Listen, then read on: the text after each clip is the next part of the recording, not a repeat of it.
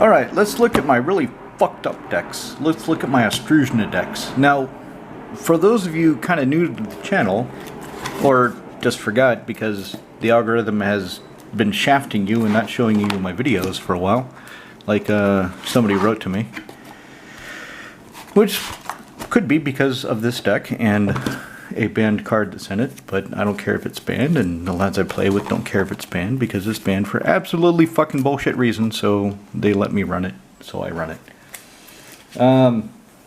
Astruzna is a place I go to out in the east part of the country, out in Moravia. I live in Bohemia, which is the western part of Czech Republic. And they play really fucked up decks out there with no apologies. Combos. Like one guy has Elish Norn. Elish Norn is his commander.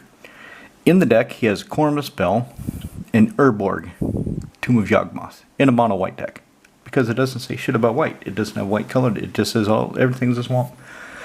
So what he does, as some combination of Urborg, Tomb of Yawgmoth, everybody's land is a swamp. Cormus Bell, all swamps become 1/1 creatures. Elish Norn, all your opponent's creatures get -2/-2, your creatures get +2/+2. Insta killing all your opponent's fucking lands. Right? It's just dirty. But he built that deck because he wanted to build something that would stand up to what the other two lads out there are playing. So that's what he had to recourse to. That sort of thing. Because one guy is playing, what is it? The Sphinx. The Sphinx that votes, and you get treasure or clue for every vote. And it's just really easy to build it really fucked up. And the guy running it out there, Frenchie, he says, I only spent 30 euros on the deck. Well, you don't have to fucking spend a whole lot of money with that commander to make it oppressive and jacked up.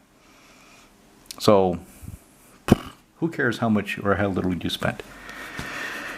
So anyway, I go out there about once a quarter, and we play fucked up decks that have no shame. So I've got 3 decks that I don't play in Prague, because in Prague we like to play more casual. They were really upset that I tested out the Methros Vampire Triskelion / Walking Ballista combo on them. Really didn't like that, which is fair. Because it was kind of over the top. I just want to see if they could deal with it, and they can't. So I disassembled that combo. That was an Umnath. Instead of 2 cards, it's now a 3-card combo. But I've got Azami, Mono Blue Wizards. I've got Brago Blink. And I've got Shroom Artifacts with an insta-kill combo. Well, a 3-card insta-kill combo. So I want to put in, I'll probably start with that. I've got these 2 cards I want to put into Azami. I already have an idea what to take out. So, Smirking Spelljacker. 4 and a blue for a 3/3 flashy flying wizard. I don't care about that. All I care is it's a wizard. It's a mono blue. There's one card in here that's not a wizard, and it irritates me that I have it in there, but it's because I don't have a second archetype of imagination. As soon as I get one of those, what the hell is his name? The dude that I have in here that's not a wizard, as soon as I get another foil archetype of imagination, he's coming out. So anyway, this son of a bitch, when he comes into play, exile target spell an opponent controls. Whenever he attacks, if a card is exiled with him, I may cast the card without paying its mana cost. Pretty cool. Pretty cool, I think. And then I've got Malevolent Hermit. 1 and a blue for a 2/1 human wizard. Spend 1 blue, sacrifice him. And basically, it's kind of Mana Leak Negate. So, Mana Leak is any spell. 1 and a blue to counter a spell unless the caster spends 3 mana. And then Negate can only counter non-creature spells, but again it costs 1 and blue. So he's kind of like if Mana Leak and Negate merged. But anyway, he sits on the battlefield. He's a wizard. He does wizard shit with Azami by tapping and drawing cards. And I can disturb him. And if I disturb him after he croaks, He's a 2/2 flyer. This says my non-creature spells can't be countered. Nice. And if you'd put the graveyard for anywhere, exile him said. Well, graveyard. So if I bounce him back to my hand with a crystal shard, then I can flip him over into Malevolent Hermit and start the cycle all over again. Yay! Cool. Oh, there's a card that I want to take out. So I'm planning to take... yeah, and it's an Onslaught foil. I love these old foils. Oh, they're so pretty. I mean, the art is kind of fucked up. That's not really pretty art. But the border, the way it looks, the overall presentation, that's pretty. So I'm going to take out Supreme Inquisitor because I just don't want to do it. What does he do? 3 blue for a 1/3 wizard. Lord. Tap 5 untap wizards you control. Rummage through somebody's library. Take up to 5 cards and exile them. Make them shuffle while they're crying in their beer. That's what he says. I don't really want to go digging through people's library. I mean, I'm already going to be countering pretty much everything they do. So I don't need to add that much insult to injury. So I'm taking out the Supreme Inquisitor, which is only a 1/3, in favor of a 1/3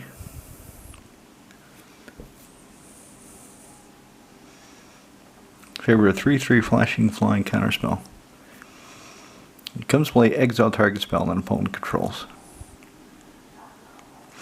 It doesn't specifically say that spell doesn't resolve though. But if I exile it, it can't resolve.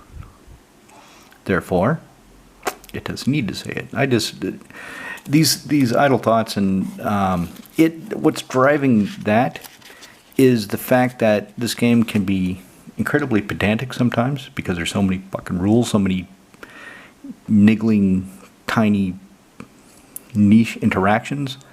Coupled with the fact that they've been dropping words off of cards that should be there. They've even made mistakes by dropping words off of cards that should be there. You know, I've got a couple examples in the back of my head, but they don't come to mind right now because I don't play those cards. But they've kind of fucked up, which is par for the course for Wizards. So let's take a look at Azami and see what's coming up from the Malevolent Hermit. I already have an idea for that. It'll lower the overall CMC. The 3 blue in favor of 4 and a blue. The overall CMC did not change. It's just this is more reactive, 3/3 flyer, rather than something I have to cast on my turn. Flash is good in this deck. Daring Apprentice, 1 blue 1/1, sacrifice her, contract spell. Low Mage Mentor, 1 blue 2/2 Merfolk Wizard. Whenever you counter a spell, no matter how you do it, you may put a 1/1 blue Merfolk creature token on the battlefield. So the may is there if you forget, because otherwise you should. Tap 7, untap Merfolk control, counter spell. Triska Decaphile, 1 blue for 1/3, no maximum hand size wizard. Spend 3 and a blue dark. Oh, and by the way, at the beginning of upkeep, if you have exactly 13 cards in hand, you win the fucking game. Yep, he's kind of dirty. I would not play him in Prague, but in Ostrushna, yeah, I will. Sword of Temptation, 2 and blue comes into play. Snatch somebody's creature as long as you control Sower, 2/2 flyer. But it doesn't have flash. Mystics. This guy. Oh, fuck. This guy is great in this deck. Holy shit.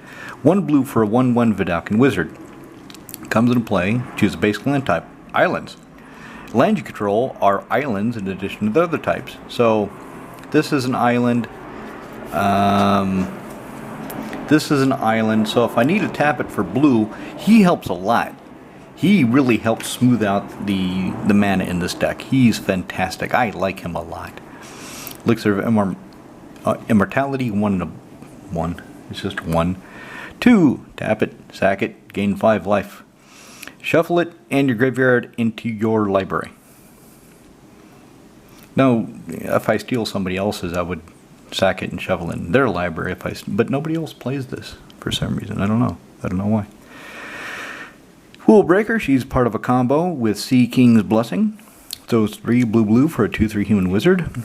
Whenever an opponent creature an opponent controls, because becomes a target of a spell or ability I control, I steal that creature for as long as I have her.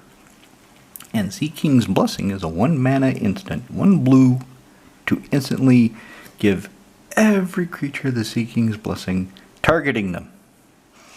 So if she's in play for 1 blue, I can target every creature that doesn't have Shroud or Hexproof, ward, if I can pay the ward, and I just steal all the creatures at instant speed. So, yeah. Cyclone Summoner. I was actually thinking of taking Washout out because of this guy. So 5 blue for a 7/7 giant wizard. When he lands, if I had cast it from my hand, bounce all permanents back to their owner's hand except for giants, wizards, and lands. So, he's going to make me bounce all my artifacts and enchantments back, but if I set it up right and I floated some mana, I can cast them again. And everybody else is like, oh, we had to pick up all our stuff. Yep, and I'm going to counter it when you try to play it again. Wizard's Retort. If you have a wizard, it's counter spell. Blue, counter target spell. As long and the deck is, it only has 1 non-wizard in it. And as soon as, like I said, as soon as I get that foil Archetype Imagination, it'll be nothing but wizards. It'll be the Blue Klux Klan. Magus the Unseen. Nobody plays with her but me. Ever. I've never seen anybody else play this card. Huh. Of course, back when she came out in Ice Age, there's really no reason to play her, so nobody did. It, 1/1 for 2 mana, 1 in a blue, untap target artifact and opponent controls and steal it till end of turn. What's the best thing you're going to get? God damn it. What's the best thing you were going to get back then? Jester's Cap? Yeah, that'd be pretty cool. You could steal their Jester's Cap and use it on them. You could do shit like that, but she just wasn't exciting. Now she kind of is because of Commander. What else, Mana Vault? Yeah, there we go. Nykthos, Shrine to Nyx. 2 tap, choose a color. You add mana to your mana pool, equal to your devotion to that color. Neat. Void Mage Prodigy. Blue Saga Wizard, counteract a spell. Nice. And you can morph him. And it's the cool version. The original version, Kai Booty Hair looked like he had a fucking cow catcher. They had rushed, so he had designed the card, and for some reason they had rushed through the artwork, and it looked like shit. It didn't look cool at all. Barely looked like him. And it was just terrible. But then finally they came out with this other version. I think it was originally a F&M card. And they put his face on and they made him look like a badass. I'm sure he's a lot happier with that. I mean, he's won 2 Magic Championships. He's also Solemn Simulacrum. I quit following the Pro Tour a long time ago, but at the time he was the first person to win 2. As I recall. Soul Ring, Cage Sun, Artifact. He'll get bounced back to my hand with that fucking giant, but yeah. Well, I should have a lot of mana because it doubles the mana production of my blue producing lands, which makes Realm Right even better. Makes my blue creatures bigger. 3 Tree City. Yeah, this I got this one because of the blue in the art. It fits the deck better. I had the autumn or summer one. No, summer or spring. I don't really tell the difference. But it had too much green. So I gave that one to Tivar. I got the winter one for Azami. And Edgar Markov. Edgar Markov has the fall one because he's travel vampires. And everything in his deck is a vampire. A lot of people, whenever I talk about Edgar Markov or post the deck or do it, they say, you need a Realm Walker. It's not a vampire. When it comes to play, it is. Yeah, but when I cast it, it's not, so it's not going to trigger Edgar, and that's the thing. I'm sticking to the theme of every creature in Edgar Markov triggers him to produce another vampire. And then, most of them say, okay, fair enough. A few of them are like, you're a fucking idiot. Yeah, I know, but that's what I'm working under, and the deck is pretty goddamn effective, so I don't really need the Realm Walker. Next Lotus comes into play. Tap it. Choose a color. Add an amount of mana equal to your devotion to that color to your mana pool. There it is. There is the card. This is probably why people have been, the algorithm kicks people off, because this is a banned card. I don't give a shit, because they banned it for bullshit reasons. Now, I understand why they banned it. I understand what they were going for, but this is the only card like it, and all the other cards they chose, they had to go through the convoluted. I've got a whole video about that. Look up my Sinful 7. Search my channel for Sinful 7. You'll see the video I did about that, where they went through all these twists of logic and bullshit to justify the other 6 that they said are racist too. Yeah, fuck them. If this is a problem, then take it off the reserve list, because they can. They've changed it before. They've changed the reserve list a lot. I mean a lot in the past years. Break it off the reserve list because it's racist and it's banned, right? That's what they say. So don't even have it, and fucking reprint it with different art. That's all they have to do. But are they going to do that?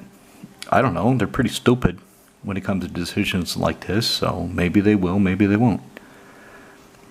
They could do it. It's their fucking game. They have all the rights, and if it's banned anyway, who cares if it comes off the reserve list in order for them to reprint it? It will only make this one more valuable and more interesting to people. That's all it'll do.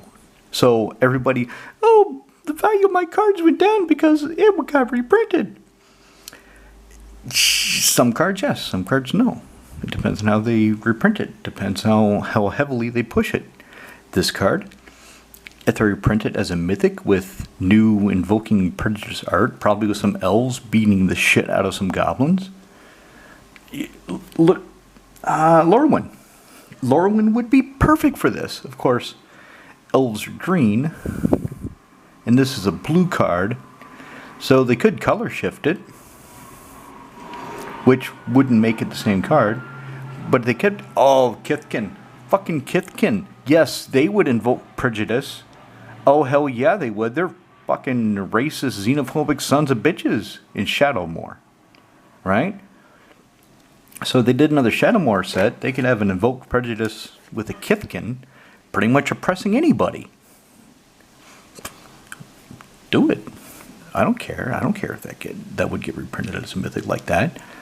The value of this card ain't going down. Coat of Arms. Each creature gets +1/+1 in play. This is why I have. Is it in this pile? No, of course. Oh, there it is. There we go. Masquerade Nexus. All my creatures are every creature type. And then I can spend 3 and create 2/2 blue wizards. Every creature gets +1/+1 for every other creature in play that shares creature. So if all my creatures are every creature type, and I've got Coat of Arms down, that means my creatures, their power and toughness are equal. Well, they get +X+X, where X is equal to all the other creatures in play, all of them. And that's pretty fucking huge. Let's say, he's got 10, he's got 6, he's got 14. Yeah, my creatures get +20/+20 just off my opponents. Yeah, that'd be pretty cool. Step through, Wizard Cycling. So what this card says, there's some weird bullshit up here, and then some weird, I don't know what that means. What this card says, effectively, spend 2 mana, go find Patron Wizard. That's what it says. Time Stream Navigator, 1 in a blue for a 1/1 human wizard pirate. And if you ascend, you can spend 2 blue, put it on the bottom of your library, and take an extra turn. So yeah, that's shit I can do in Australian. Glenda Archmage, the weird, cool looking secret lair art. I just like it. It's just funny. Her legs are too short for her body, it looks like, especially her forelegs. And her head is way too big for her legs. But it's goofy, it's cool, it's pretty. I like it. The rain generator. Oh, this is fucking fantastic. If you don't have any of these and you're running, if you've got a deck that isn't green and you're having problems getting land, you need one of these and or a walking atlas. Tap, add 1 colorless maniple. Yeah, great, big deal. 2, tap, put a basic land fan and play tapped. So if you can untap this, and you've got basic lands and you can activate it, yeah, you can empty your hand to get your lands down a lot faster. And also, if you're drawing a lot of cards, like this deck draws a lot of cards. Oh, I probably forgot to tell you what Azami does, for those of you that don't know her. 2, triple blue, 0/2, legendary human wizard. Tap and untap wizard you control, draw a card. Sweet. So, she comes down, these wizards come down, and I can tap them and get more cards. And then if I get mind over matter, I can sculpt the perfect hand, because I tap a wizard, draw a card. Oh, I don't like it. Discard it. Untap the wizard. Tap the wizard, draw a card. Yeah, I don't like that one either. Discard it. Untap the wizard, draw a card. Oh, I like that one. I'll keep it. And I can just keep doing that until I have the perfect hand. Tishana's Tidebinder comes into play. Counter an activated or targeted ability. If the ability of an artifact creature, not enchantment, that's the permanent type that's not represented here. She will not stop enchantments from triggering or being activated. She'll stop artifacts, creatures, and planeswalkers. And then as long as she's hanging around, it can't do shit. It's just there. Expedition map. 2, tap sack it. Go find 3 Tree City or Nikto Shrine to Nyx or something fun. Go find something fun. Put in your hand and then shuffle. Crawl space. Slow down your opponents from overwhelming you with the horde of tokens they have. 3, no more than 2 creatures can attack you each combat. Crawl through that, you bastards. Castle Vantress comes into play. Tap unless you have an island. I've got a few islands in here. I'm not worried. It taps for blue or 2 blue. I can scry 2. Time Spiral. 4 blue. Exile Time Spiral. Everyone shuffles their hand, graveyard, library together, and they draw 7 new cards. And then you, the caster, get to untap 6 lands. Neat. Tower of the Magistrate. This is just funny. I forget why I have it in this deck. Probably because it's just funny. I like it. Target creature gains protection from artifacts stolen in turn. Do I have this in here for a reason? I can't remember. I'll probably figure it out as I go through. High Market. Yeah, you're not going to Swords to Plowshares, my patron wizard. But I should be able to counter them trying to swords him anyway, so. Anyway, High Market. Cryptic Command. 1 triple blue. Instantly choose 2, contract a spell, or return target permanent to owner's hand. Or tap all creatures, your opponents, all of them. Tap all their fucking creatures. Or draw a card. Typically it's counter a spell, draw a card. That's typically what happens. Anybody that's played this card knows that. Mutavault. Spend 1, Mutavault becomes a 2/2 creature with every relevant creature type until the end of the turn, and it's no land. Fate Stitcher.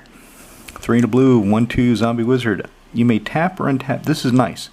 A lot of the other effects that do this either only tap a permanent or they cost mana. You don't need to spend mana to activate him. You can just tap him to tap or untap something else. So he's pretty cool. He's pretty useful. Island. Urtai, this is my fucking biggest FOMO bullshit during the goddamn pandemic. Prices for reserve list cards are going crazy. He was up to 50 euros.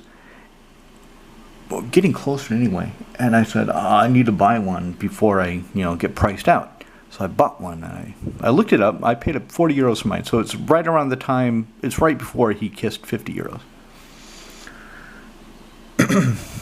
And the price is fucking tanked. And now he's worth 3. But, as I've taught my daughter, as as long as I don't sell him, I've not lost any money, and I can still play him, and I want to play him, and I like playing him. Why? 2 and a blue for a 1/1. It's a legendary human wizard. That's what he is now. See, he even counts as a wizard. 2 blue tap, counter target spell, played as an interrupt. So he's a counter spell on legs. Academy Ruins. 1 and a blue, target artifact card in my graveyard goes back to my library. Volrus, Realm of Artifacts. Like this one. Sacrifice 21 script to exile target player's graveyard. And then I can use Academy Ruins to put it back on top and do it again if anybody's getting froggy. Venta, Ship of Civil. 2 double blue. Flash this dude into play. And bounce a spell or permanent back to its owner's hand. No. You can't have that right now, or no, you can't cast that right now. Try again later. I like him. I like Venture. Liquid metal coating. 2, target permanent becomes an artifact. And so with this guy, with this yoke, and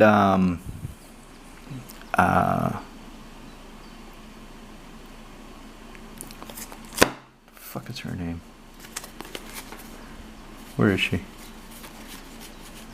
Yeah, Mages of the Unseen. So, I can turn something into an artifact, and I can steal it if I need to. Or I can turn something into an artifact. Oh, that's why I have Tower, Magister's Tower. So, if somebody is coming at me with a big creature, and I can't deal with it, or something is going to happen I can't deal with, from a permanent source, maybe even just targeting, I can turn it into an artifact, and then I can use Tower of the Magistrate to give a creature protection and block it. I think that's why I have it here. It sounds good. That's why I have it here. We'll just go with that. I still haven't found what I'm taking up for him, though. Halimar Depths comes to play tapped. Scry 3. No, you don't scry because you can't put them on the bottom. You only get to... Basically, you get to ponder without drawing a card and without shuffling your library. Anyway, there he is. Oh, Patron Wizard.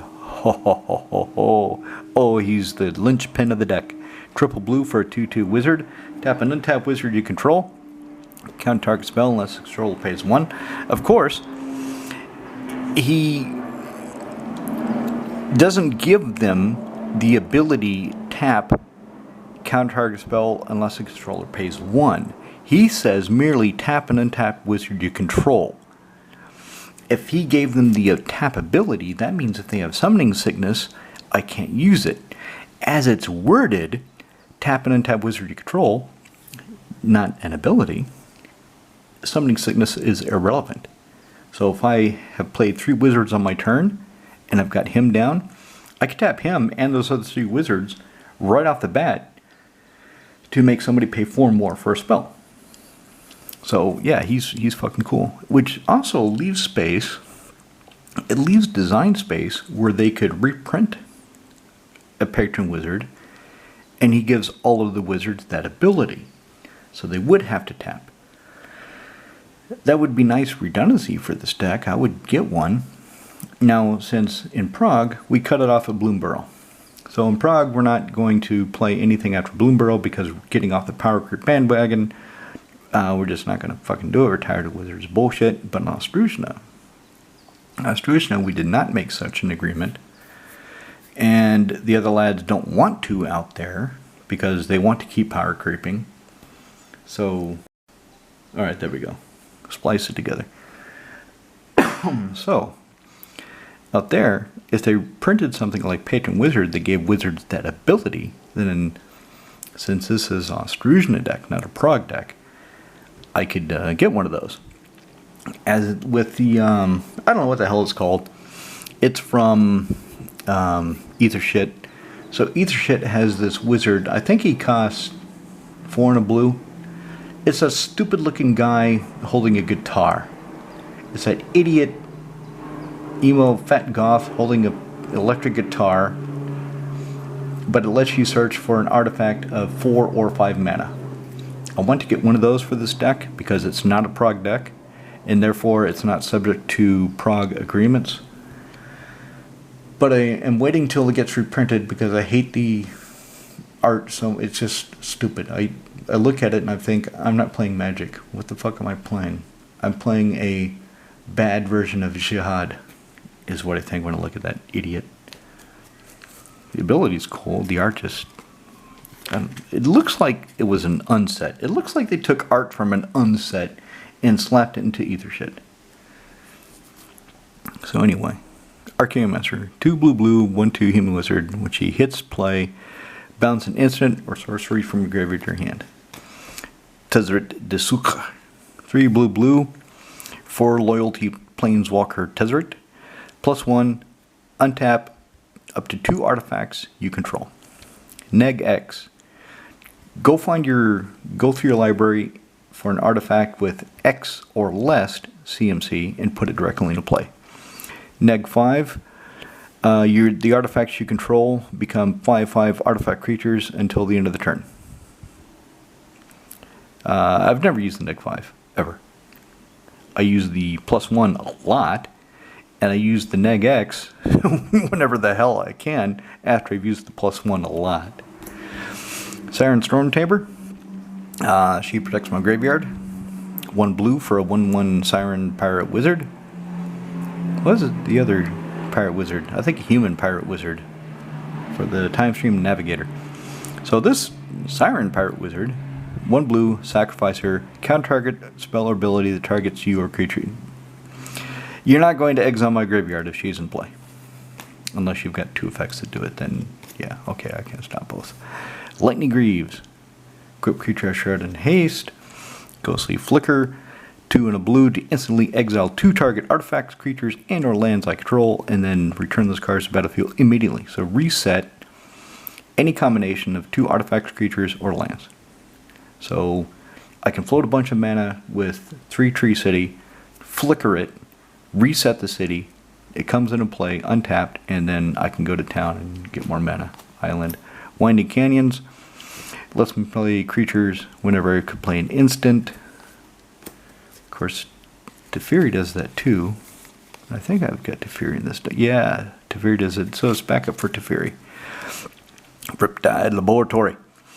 1 in a blue, return target wizard you control to its owner's hand. So if my shields are down, I've gotten to a counterspell war. I don't have anything, all my wizards are tapped, or I don't have Patron Wizard, and they're going to exile some key wizard that I really want to keep around, or there's a wizard I want to bounce back to my hand so I can reuse it, say Tishina's Tidebinder. I can spend 1 in the blue, bounce that wizard back to my hand, and recast and keep going. Mind over matter. There it is. Dirty combo. So in Prague, I was testing Azami, and I told the lads I want to test Azami, and Cube got all excited because that means he gets to play his Big Eldrazi. So he played Big Eldrazi, Yuji played his other 5-color Eldrazi deck, but they're both playing Eldrazi bullshit, massive bullshit. And here I am with Azami. And I took over the game. The 2 Eldrazi decks that normally wreck the table whenever they come down, they couldn't get any traction. Of course, I had Patron Wizard. After a few turns, I had Mind Over Matter. Once I got Mind Over Matter, Cube recognized that's pretty much game over, because I can have the perfect hand every turn. If I need something to deal with something they're doing, I can just go find it, just by discarding a card to untap a wizard, tap that wizard for a card, draw, don't like it, discard it to untap that wizard, tap that wizard, draw, and just keep going to town. So once Yuji recognized that, he's like, yeah, fuck you. And I said, I just wanted to test the deck. Thank you for helping me test it. I appreciate it, and I won't do it again to you guys. Master Waves, 3 in a blue, 2/1 Merfolk Wizard with protection from red, which oddly enough is relevant sometimes. My elemental creature get +1/+1. So if I have Masswood Nexus, all my creatures are elementals, and whatever the hells they are, wizards, so they all get +1/+1. And when he comes into play, I put a number of 1/0 blue elemental creature tokens onto the battlefield equal to my devotion to blue. But if I have Maskwood Nexus, and I've got Patron Wizard, those elementals are also wizards. So I can tap them for cards with Azami. I can tap them for Patron Wizard to make somebody pay. So, yeah, redundancy. Vidalcan Shackles, 3 to cast it, 2 to use it. To gain control of target creature with power less than or equal to the number of islands you control, as long as it remains tapped. Mana Drain, Italian, signed. Blue, contract spell. Add mana to your mana pool at your next pre-combat main phase. To Face Principal. Add X colorless to your mana pool, where X is the mana cost of the spell you countered. Merfolk Trickster.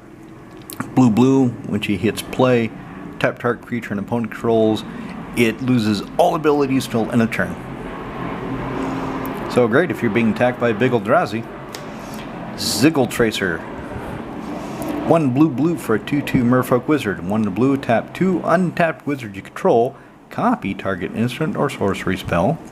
You may choose new targets for the copy, if you want to, if you feel like it.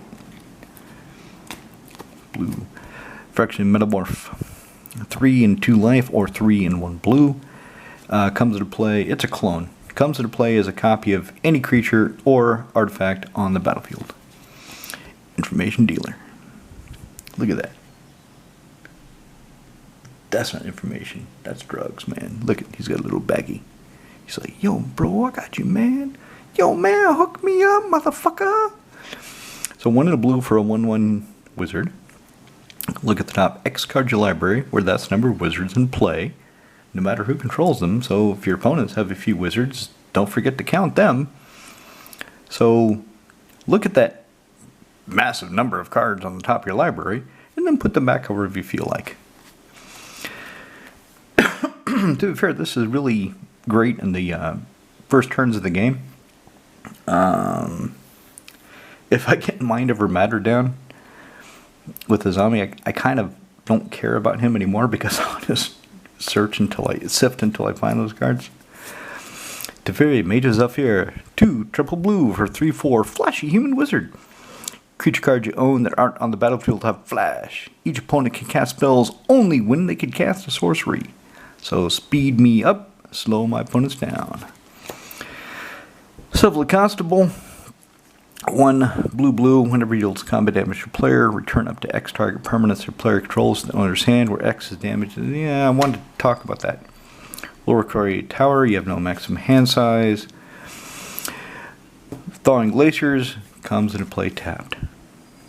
And then on your next turn it untaps. And then you can spend 1 and tap it, go through your library, find a basic land, put it into play tapped. And then you bounce this back to your hand. So next turn you have to waste your land draw to play it. And then wait another. So it's slow as fuck, but it's reliable.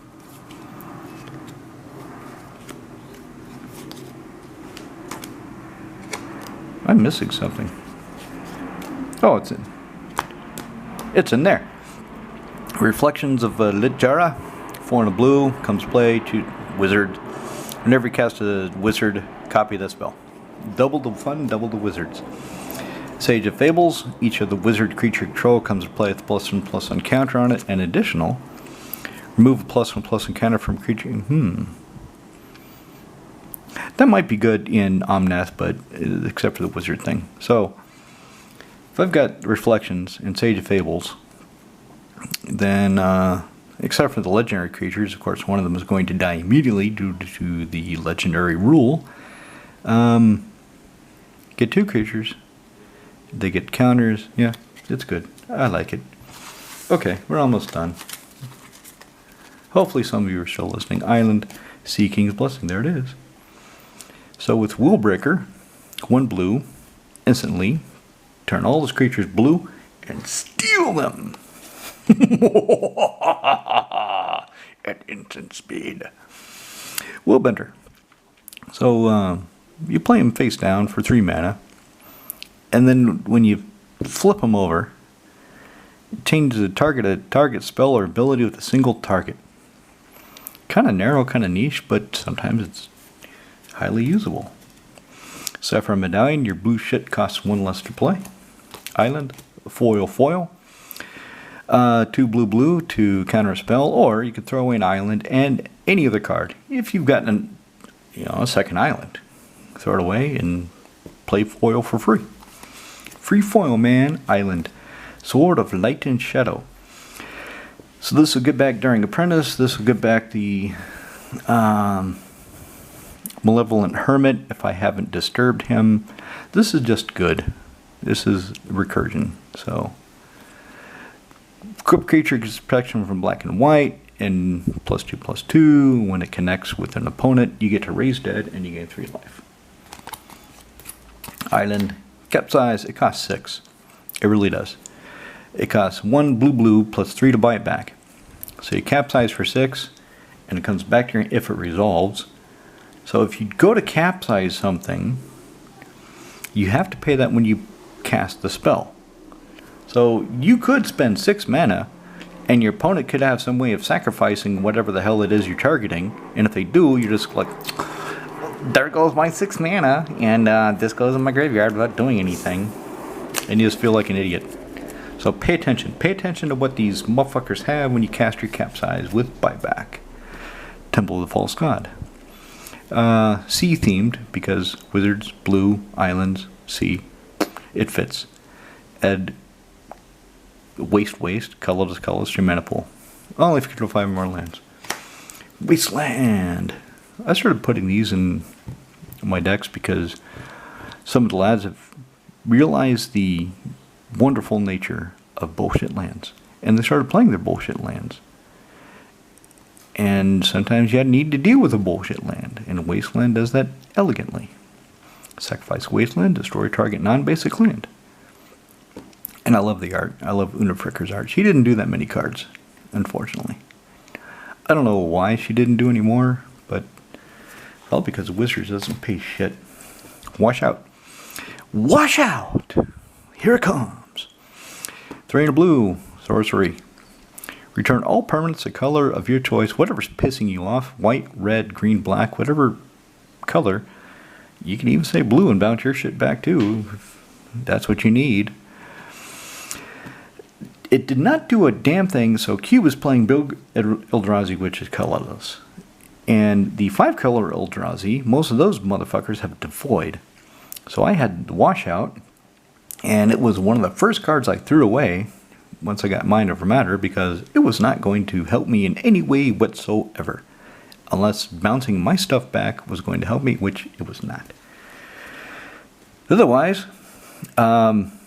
choose a color that's pissing you off and make everybody pick up everything that's that color.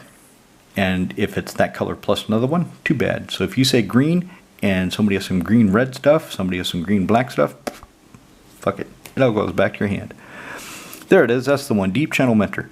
This guy needs to be an archetype of imagination because he is not a wizard.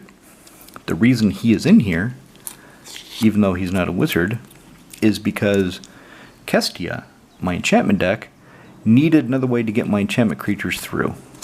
So I gave her the archetype of imagination because being an enchantment, she needed it more. And to be fair, Azami can get by with having a single non-wizard creature. That makes all my blue creatures unblockable. It's kind of the same. If all your creatures fly, well, no, it's not because of all the reach. That's the other reason I did it, is because of all the reach. So even if your opponent's creatures don't fly and can't gain flying, and all your creatures do have flying, if your opponents have creatures with reach that can reach up and slap your creatures out of the sky, they're still blockable. But this guy's like, nope. All your blue creatures, unblockable. Just go to town. Fuck them up. Trinket Mage, 2 and a blue for a 2/2. See, that other guy, I'm pretty sure he doesn't cost 3. I forget exactly. I'm pretty sure he costs 4 and a blue because he can find something that's 4 and 5. He can find 2 different mana costs for artifact. This guy can only find 1 less.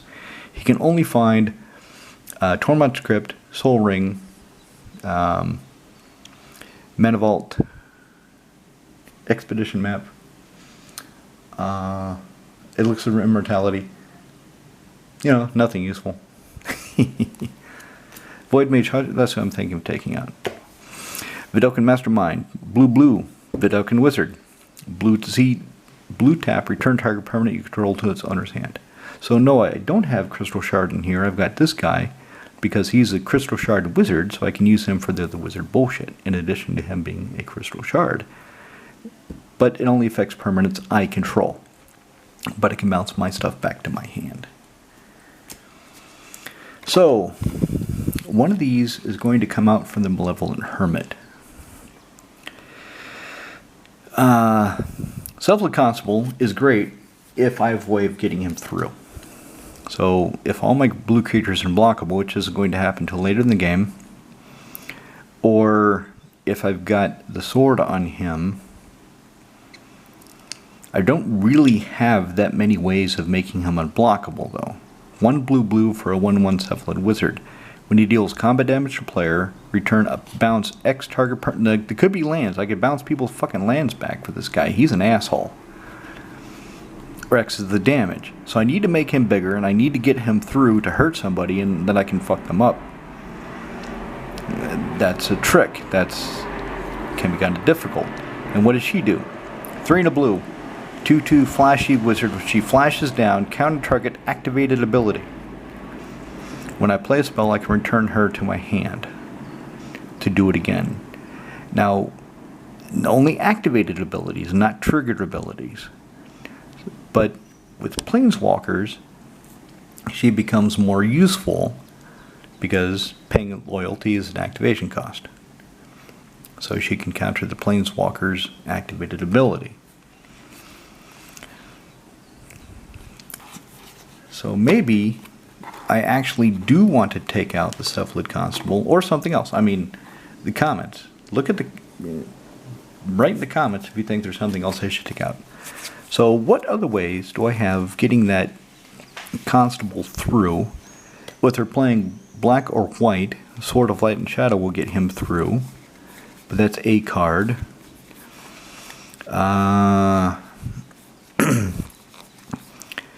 I don't have anything that makes my dudes...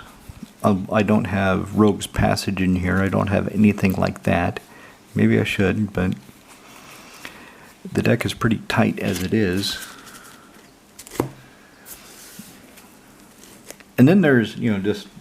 my opponents might not block him, but if they know I'm going to make them pick up 3 things... let's say he's a 3/3. If they know I'm going to make them pick up 3 things, and 3 of them could be land, yeah, they're going to block him. They do not want to get hit with that guy. So, if I tap all their creatures, but that only works for 1 turn.